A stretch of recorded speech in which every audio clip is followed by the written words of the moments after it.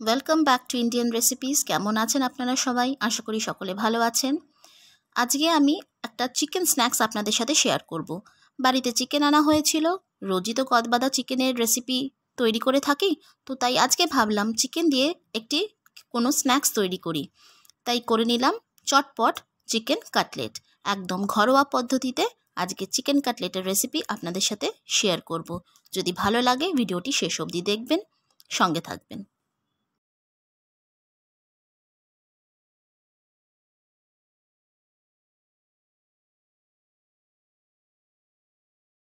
Chicken cutlet করার জন্য আমি নিয়ে নিয়েছি 1 কিলো চিকেন। প্যানে তেল দিয়ে তেলটা যখন সম্পূর্ণভাবে গরম হয়ে গেছে তখন চিকেনের টুকরোগুলো আমি প্যানে দিয়ে দিচ্ছি। আমি চিকেনটাকে একদম ছোট ছোট করে টুকরো করে নিয়েছি, যাতে আমার রান্না করতে এবং চিকেনটাকে সেদ্ধ করতে কোনো অসুবিধা না হয় এবং চটজলদি হয়ে যায়। তো চিকেনটা সম্পূর্ণভাবে দিয়ে দিয়েছি। এবার দিয়ে দিলাম 1 চামচ নুন, 1 চামচ হলুদের গুঁড়ো, এরপর দিয়ে দেব 1 চামচ লঙ্কার গুঁড়ো দিয়ে দিলাম। এরপর দেব 1 চামচ ধনে গুঁড়ো,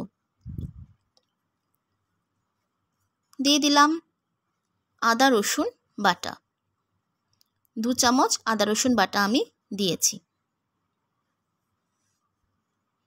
তো সমস্ত মশলা আমি চিকেনে দিয়ে দিয়েছি। এবার সমস্ত মশলার সাথে চিকেনটাকে আমায় ভালোভাবে কষিয়ে নিতে হবে বা রান্না করে নিতে হবে। সম্পূর্ণভাবে চিকেনের সাথে মশলাগুলোকে আমি কষিয়ে নিচ্ছি। লো টু মিডিয়াম ফ্লেম রেখে চিকেনটাকে আমি কষিয়ে নিচ্ছি। চিকেন কাটলেটটা কিন্তু আপনি যে কোনো অনুষ্ঠানের জন্যই করতে পারেন বাড়িতে প্রিপেয়ার।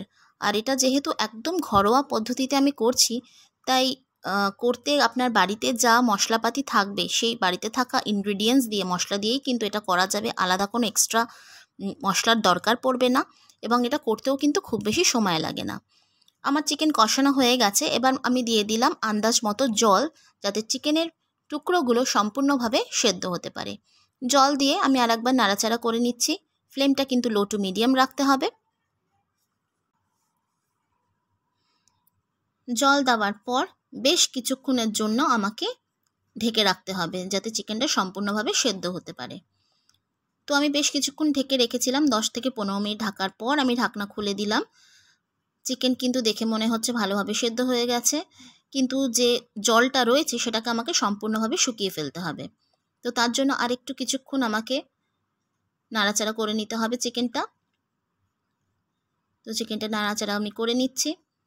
দেখুন, আপনারা দেখে বুঝতেই পাচ্ছেন চিকেনটা কিন্তু টোটালি বয়েল হয়ে গেছে। এবার এতে আমি দিয়ে দিলাম মেথি। এটা কিন্তু টোটালি অপশনাল মেথিটা। যদি কারোর মেথির ফ্লেভার ভালো লাগে দিতে পারেন, যদি ভালো না লাগে তাহলে না দিলেও কোনো অসুবিধা নেই। আমি যেহেতু মেথির ফ্লেভারটা পছন্দ করি তাই আমি একটু অ্যাড করলাম কাসুরি মেথি। কাসুরি মেথি দিয়ে আরেকবার আমি নাড়াচাড়া করে নিচ্ছি, ভালো করে মিশিয়ে নিচ্ছি কাসুরি মেথিটা চিকেনের সাথে। আমার চিকেন কিন্তু সেদ্ধ হয়ে গেছে। এবার একটি স্ম্যাশারের সাহায্যে আমি চিকেনটাকে ভালোভাবে স্ম্যাশ করে নিচ্ছি। খুব ভালো করে চিকেনটা কিন্তু স্ম্যাশ করে নিতে হবে। একটু প্রেশার দিয়ে চিকেনটা আমি স্ম্যাশার দিয়ে সম্পূর্ণভাবে স্ম্যাশ করে একটি বোলে তুলে নিলাম। এবার আমি এতে দিয়ে দিলাম কুচিয়ে রাখা পেঁয়াজ। এখানে আমি 2টো মিডিয়াম সাইজের পেঁয়াজকে আগের থেকে কুচিয়ে রেখেছিলাম। তো পেঁয়াজ কুচিটা আমি দিয়ে দিলাম স্ম্যাশ করে রাখা চিকেনের মধ্যে। এবার আমি দিয়ে দিচ্ছি কর্নফ্লাওয়ার। কর্নফ্লাওয়ার দেওয়ার কারণ হচ্ছে যাতে চিকেনের বাইন্ডিংটা ভালো হয়, যাতে আমি ভালোভাবে চিকেনটাকে শেপ দিতে পারি, সেজন্য আমি কর্নফ্লাওয়ারটা অ্যাড করলাম। সেটা আপনারা আন্দাজ মতো দেবেন। তো কর্নফ্লাওয়ার আর পেঁয়াজ দিয়ে আমি চিকেনটাকে ভালো করে মেখে নিচ্ছি হাত দিয়ে। ভিতরে কিন্তু কোনো জল নেই, ভালোভাবে মেখে নিয়েছি। এবার আমি করে নিয়েছি একটা বাটিতে ব্রেড ক্রাম্প, আর আরেকটা বাটিতে নিয়ে নিয়েছি ডিম। 2টো ডিম আমি নিয়ে নিয়েছি বাটিতে, আর কিছুটা ব্রেড ক্রাম্প আমি করে রেখে দিয়েছিলাম আগের থেকে। এবার স্ম্যাশ করে রাখা চিকেনটাকে আমি হাত দিয়ে শেপ করে নিচ্ছি। দেখুন, আপনারা এই শেপের করতে পারেন বা চাইলে আরেকটু বড় করতে পারেন। তো আমি হাত দিয়ে প্রথমে চিকেনটাকে স্ম্যাশ করে রাখা চিকেনটাকে শেপ দিয়ে নিলাম। এবার ফার্স্টে আমি ব্রেড ক্র্যাম্পে চিকেনটাকে কভার করে দিলাম। শেপ করে নেওয়া যে চিকেনটা আমি করলাম সেটা। কাটলেটের বাইরের কোটিংটা কিভাবে বানাতে হবে সেটা আমি আপনাদেরকে বলে দিচ্ছি। প্রথমে ব্রেড ক্র্যাম্পে কভার করতে হবে।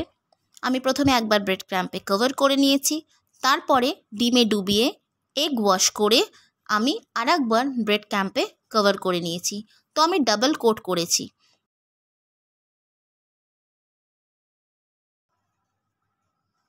প্যানে আমি একটু বেশি করে তেল দিয়ে নিয়েছি। একটু ডুবো তেলে কাটলেটগুলোকে কিন্তু ভেজে নিতে হবে। তো তেল সম্পূর্ণভাবে গরম হয়ে গেছে। এবার বানিয়ে রাখা কাটলেটগুলো এক এক করে আমি তেলে ছেড়ে দিলাম। তেলে দিয়ে কাটলেটগুলোকে আমি এবার ভেজে নিচ্ছি। লো টু মিডিয়াম ফ্লেম রেখে আমাকে সমস্ত কাটলেটগুলোকে ভেজে নিতে হবে। এটা দেখতে যতটাই সুন্দর হয়, খেতেও কিন্তু ততটাই টেস্টি হয়। আপনারা বাড়িতে কিন্তু অবশ্যই একবার ট্রাই করতে পারেন এই রেসিপিটা। সম্পূর্ণ ঘরোয়া পদ্ধতিতে ঘরোয়া ইনগ্রিডিয়েন্টস দিয়ে তৈরি করে নেওয়া মুখরোচক চিকেন স্ন্যাক্স, চিকেন কাটলেট। আমার ভিডিও যদি আপনাদের ভালো লেগে থাকে তাহলে অবশ্যই একটু লাইক করে দেবেন, শেয়ার করে দেবেন, এবং যারা এখনও অবধি সাবস্ক্রাইব করেননি, যারা নতুন আছেন আমার চ্যানেলে, সাবস্ক্রাইব করবেন। আর চিকেন লাভার্সদের জন্য আমি বলে রাখি, আমার চ্যানেলে অলরেডি আমি অনেকগুলো চিকেনের রেসিপি শেয়ার করেছি। তো চাইলে আপনারা চ্যানেল ভিজিট করে সেই রেসিপিসগুলো দেখে নিতে পারেন। আমার ভিডিওটি শেষ অবধি দেখার জন্য সকলকে অনেক ধন্যবাদ। সবাই ভালো থাকবেন, সুস্থ থাকবেন।